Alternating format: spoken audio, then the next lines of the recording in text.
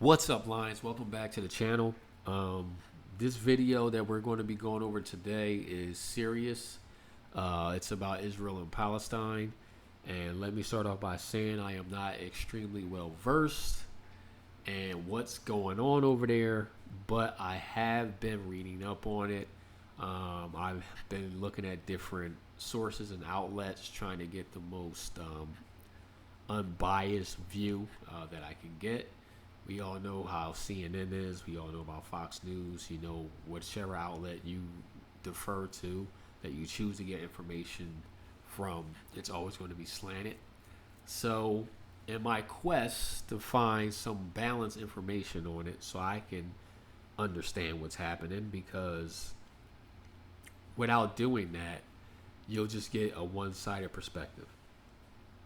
And that's basically what I've been getting until I've actually done the own research on my own. I've just been getting a one-sided perspective, and that perspective is that, you know, what happened in Israel was a tragedy, which it was. A lot of innocent lives and babies were killed, and that is definitely a tragedy. But I couldn't get an honest answer on why. They would just, people would just say, well, it's because Palestine's evil. And it's like, okay, why? Why are they evil? They've been in conflict for decades. Like, they've been in conflict since I can remember. And I know it's about territory and I know it's about land. But I mean, I don't live in Israel. I'm not Palestinian. So it's not something that was intimate to me. So I never had intimate knowledge of it.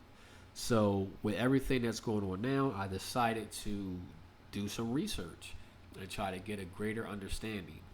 Um, and again, me not being Israeli, me not being Palestinian, I think it would allow me to be unbiased and take a look at the situation and try to see exactly what's happening.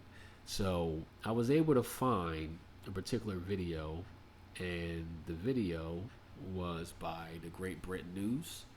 And this man is here talking about it. I don't know his name. I'm sure when I start the video, they'll say his name. I forgot it. I knew it, but I forgot it.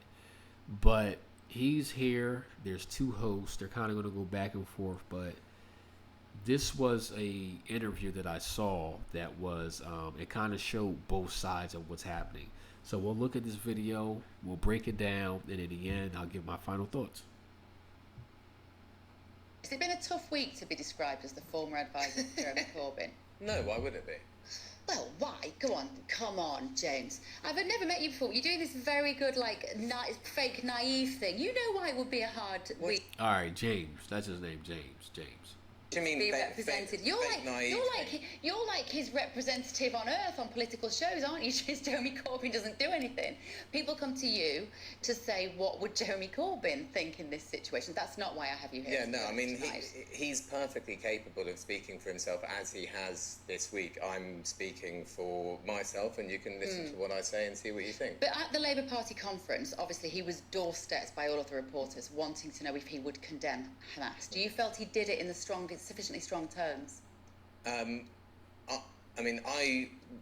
just say what I would have said and what I have said beforehand, which is that it is easy to condemn atrocities that we have nothing to do with. We have nothing to do with the atrocities committed by Hamas. It is much more difficult to oppose crimes that we are connected to. And we are connected to the war crimes that are carried out now by the Israeli state against the Palestinian people, which they announced that they were going to carry out, because our government is providing them with military support, as it has done for a long time, and is providing them with diplomatic cover. But we wouldn't have to be doing this if those people who were going about their business on Saturday, being at music festivals and having family gatherings, hadn't... All right, so James has established that the British government is backing Israel. So they are part of the alliance, as is the United States. So they are providing Israel with military support, whether it be weapons, ammunitions. Also being in an alliance with them, they'll provide political support. So they are aligned with Israel. So we have that much so far. Great Britain is aligned with Israel, and they're providing military support for Israel in their conflict against the Palestinians. So let's go back to the video. Been startled by men with machine guns arriving in their garden. Yes, of course, that's horrific, and no one should say that it isn't horrific, and no one should be defending the killing of civilians. But, you know, if we're to look at this from the point of view of where we are currently sitting, right, and what crimes are we connected to, and can we have some role in trying to bring an end to? We have a responsibility because we are connected in some, we're sitting here, we're citizens of the UK, and we are involved, therefore, in the horrific, you can describe in the most emotive terms you want, the crimes that are being committed right now in Gaza and will carry on for a very long time. Now, where do you draw the starting point line? Of course, you know, for a cycle of atrocities, do you have, earlier in our conversation we were talking about 2006 and how there's been a siege on Gaza for this period of time. Dawn was talking about what a large percentage of the population of Gaza will have only known that period. But it does sound, Dawn, it sounds a bit like there's an equivalence here. I'm going to stop this before she goes into that point because he said something that's significant. He's talking about a starting point on where the violence or the conflict actually started. And he said some people are going back to 2006. So something happened in 2006, something vital. I believe 2006 is when the Gaza Strip, that territory, that strip was given back, or was agreed that it would be owned by Palestine. But the problem is, even though the territory, the physical geographic territory is owned by Palestine, Israel controls the strip militarily. So through their military, they are controlling the import and export of goods. This is causing great conflict because by them controlling what goes in, what comes out, they are controlling the resources. So Palestine owns the physical Gaza Strip, but Israel is militarily controlling the inflow, the import and export of resources. So through their military, they can create choke points where they can stop or throttle things coming in through that strip. And James is saying because Great Britain is backing Israel militarily, Great Britain, even though they are not physically involved in the conflict, they have a hand in the conflict because of what Israel is doing. They're controlling the resources that's going in and out of Palestine, even though Palestine owns that strip. So they can't just wipe their hands clean and say, well, we're not controlling what goes in and out. They're not physically doing it, but they're supporting Israel in doing it. And then he's talking about a genesis of where this started. And he's saying, some people saying 2006 is when it went off the rails because of everything that I just said. But they've been fighting way more longer than that. They've been fighting over different things.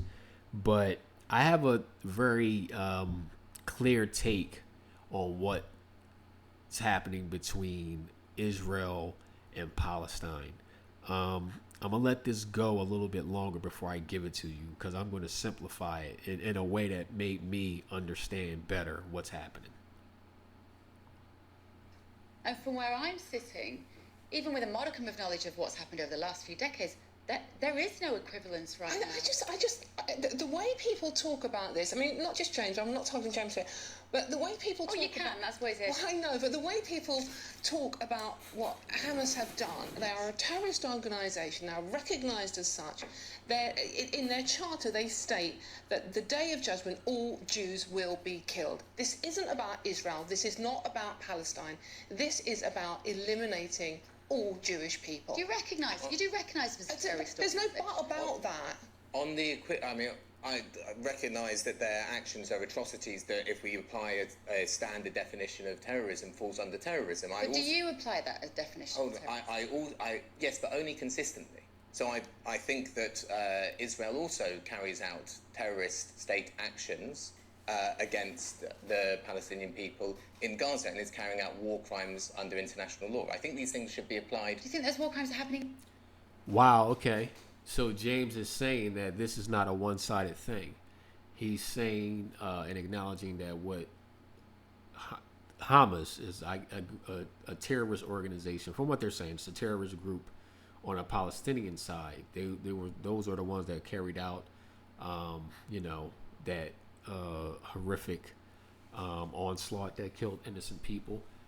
James is saying that he's condemning that act, but he's also saying that Israel has also carried out heinous, inhumane acts against Palestine. So he's saying it's happening both ways. But I think the problem is that because Great Britain has an alliance with Israel as well as the United States, he's being balanced, but he's saying there is no balance because Great Britain has an alliance with Israel. When Israel carries out similar acts or inhumane, or it may not have risen to that scale. I don't know what Israel has done against Palestine because again, I'm not completely, I'm not well versed in the ins and outs. But he's saying that they've carried out their own heinous crimes and inhumane acts and terrors and murders against Palestine. But Great Britain does not interfere. Great Britain does not come out and say or speak out against the things that Israel has done, nor has the United States. So he's being balanced here. But it seems like the other two individuals that's on the panel with him are not. So let's go back to the video. Now, though. Yes, the war crimes are happening right now. War crimes are happening at this very moment. At collective punishment. Hold on. This is extremely important. Under international law, collective punishment is a war crime. What they have done is to collectively punish 2.3 million people, half of whom are children, for Hamas's atrocities. That is a war crime by definition. Now, that's even without looking at the indiscriminate bombing. That is even without having Netanyahu say that he wants to turn Gaza into...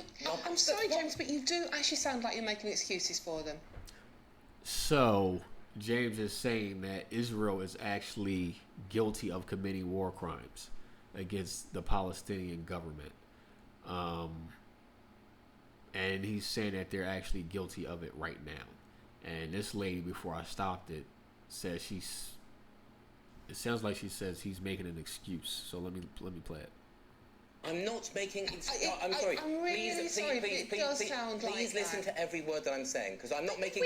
I'm not making any excuses. You can't say. In fact, I would turn it around and say exactly the other way around. I think people are making excuses for these war crimes on the basis of other crimes. I think we should be able to say these atrocities are atrocities and these crimes are crimes. As I started out, yes, absolutely, and many Israelis, many Jewish people do not agree with what their country is doing. Many Palestinians do not agree with what Hamas are doing. But I can't get my head around when we're talking about Hamas's atrocities, the murders, the beheading of innocent babies in their cots, that there is even a but to that conversation.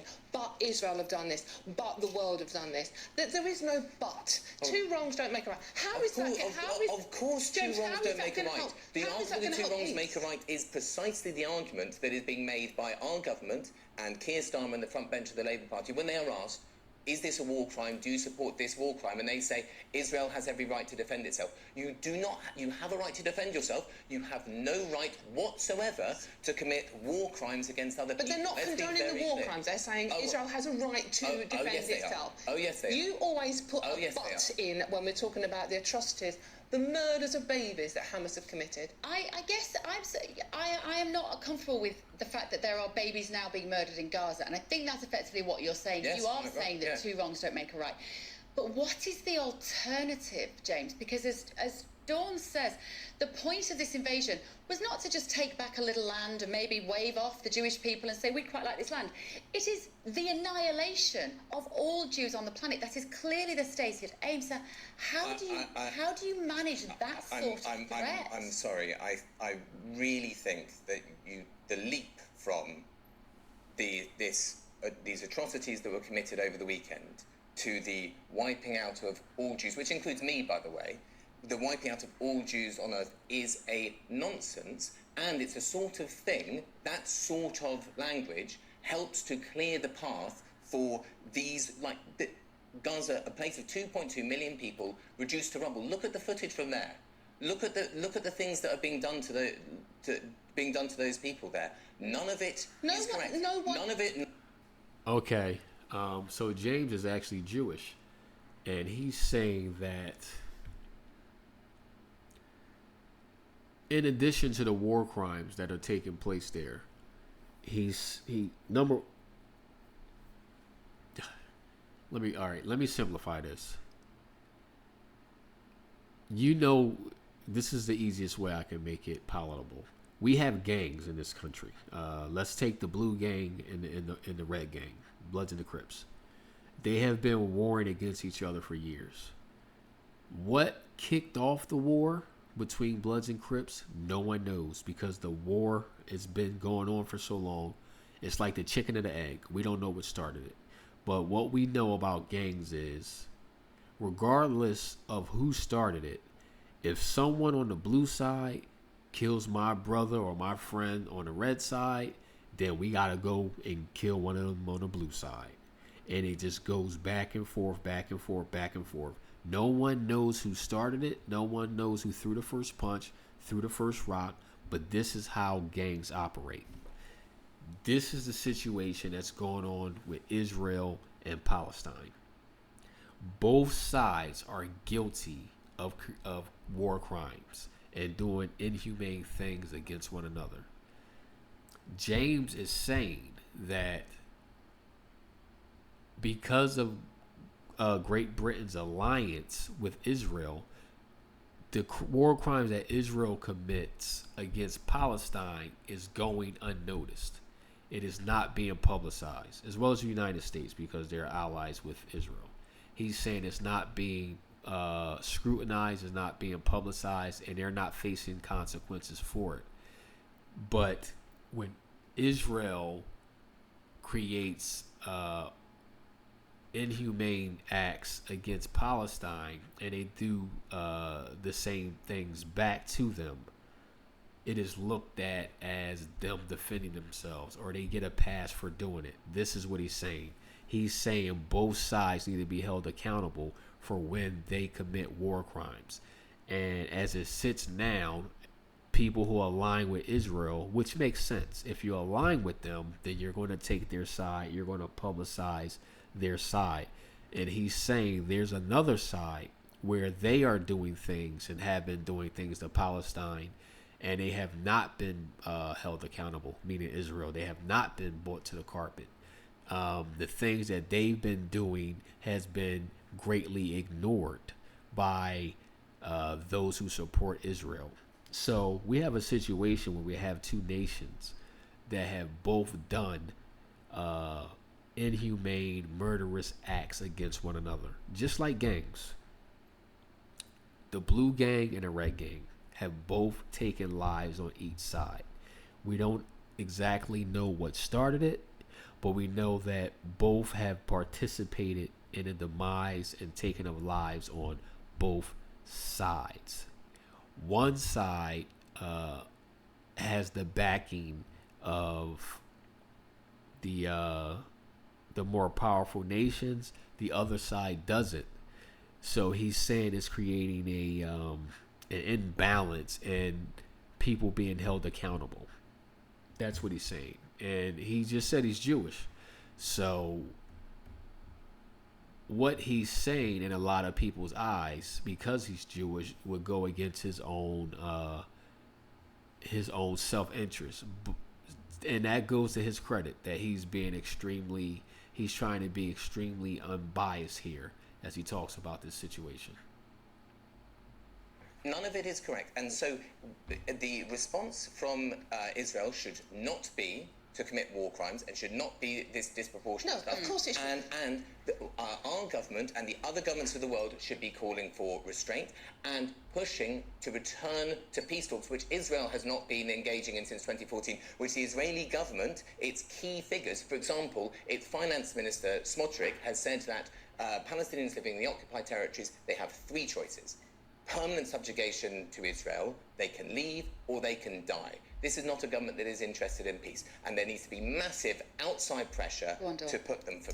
And Hamas are saying that Israel does not exist, should never exist, and nor should all Jewish people. And James, as you've just said, that includes you. That is actually in their charter, Article 7. Right. They have put that in writing. Right, and as have very similar things have said members of the Israeli government going the other way. You know, basically denying that the Palestinian people exist. And yet these two groups are the very groups that are going to be required to speak for peace. Do you not feel that over the last few decades that Israel has tried, I think on about five occasions, the famous Camp David meeting with Clinton, that they've tried on multiple occasions to have it pushed back? I might be wrong, like I say, this is not my area of expertise. That was 30 years ago, and since, for the last 20 years, Israel has repeatedly undermined any chance of peace, including those quotes I was reading earlier about supporting the Hamas takeover.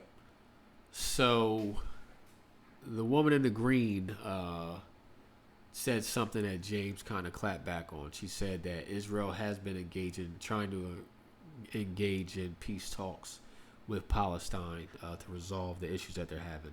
James clapped back and said that is not true. She brought up some convention when Bill Clinton was president of the United States. James said that was more than 30 years ago.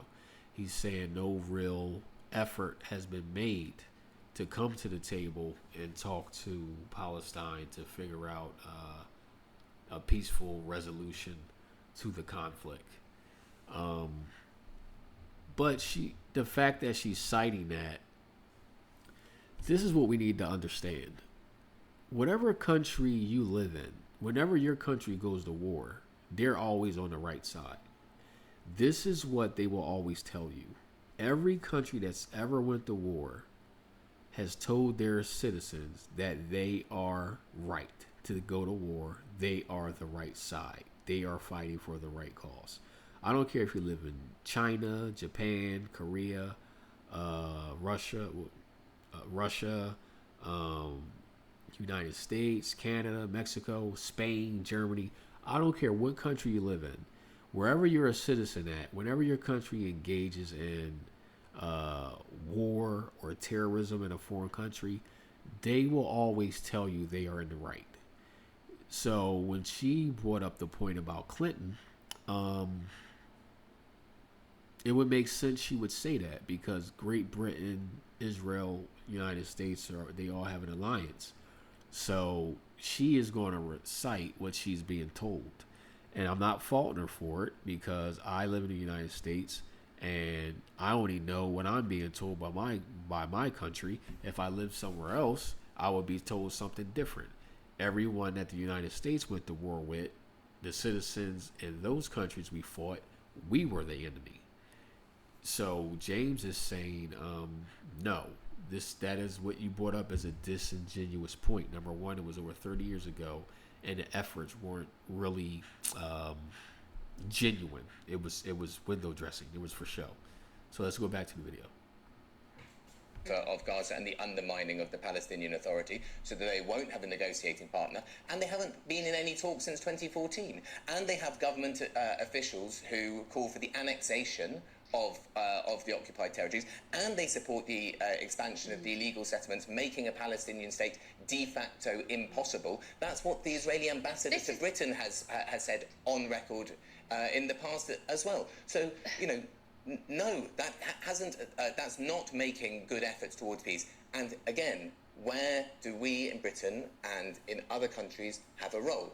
We have some influence. We have some influence, and it should be used to say, these illegal settlements are wrong, they are illegal, and they must not happen. You will not have our diplomatic support, you will not have our money, you will not have our military technology, you will not have our bombs and our bullets to carry out your continuing occupation of these people and apartheid, because there can be no long-term peace with the continued occupation, dispossession but Hamas of a whole people. But there is so many vested interests in there not being long-term peace, it seems to me. All right, guys, that's the end of the video. So let's do I'll do the final wrap up here. Going back to my gang analogy. What James is saying is he's calling for a fair and balanced treatment on both sides. And he's saying that right now we don't have that.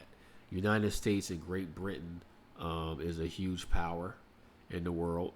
And their military support, their diplomatic support, the resources, the money, it is all helping Israel to do the criminal and inhumane things that they're doing against the Palestinian government.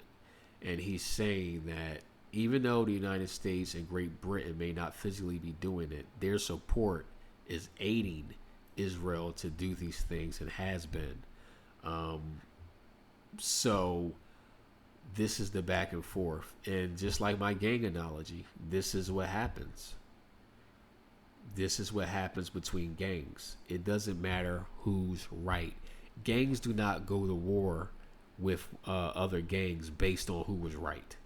So if you're in the blue gang and you get into an altercation with someone in the red gang, everyone in the blue gang is going to back you. It doesn't matter if you're the one that threw the first punch. It doesn't matter if you're the one that stabbed someone. It doesn't matter if you shot first. None of that matters.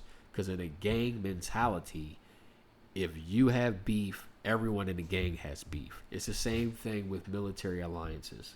It really doesn't matter who shot the first bullet. Whoever you have an alliance with will support you, and whoever they have an alliance with will support them. And this is where the issue comes in at. James is calling for a fair and unbiased approach and resolution. The problem with that is it will never happen. The same way gangs cannot be fair and unbiased, whoever aligns with Israel is not going to be fair and unbiased. Whoever aligns with Palestine is not going to be fair and unbiased because they have an alliance, they have a relationship, and regardless of who's at fault, they are going to side with the person that they have a relationship with. So I'm glad I did this video because, to be honest, I didn't know anything about, I didn't have any intimate details about what was going on. And it's so hard to find unbiased information because we are hit every day and filled every day with tainted, biased information, propaganda after propaganda after propaganda. So to find something where to find information where it's actually unbiased and it's actually genuine is difficult. So I was able to find that. I was able to play it, break it down for you, give you my thoughts, let me know what you think. Check out the link for yourself if you're someone who's not intimate on the details of what's going on, because they make this stuff so complicated. I remember when the whole Russia-Ukraine thing jumped off. I went to so many different places to try to understand why they were fighting.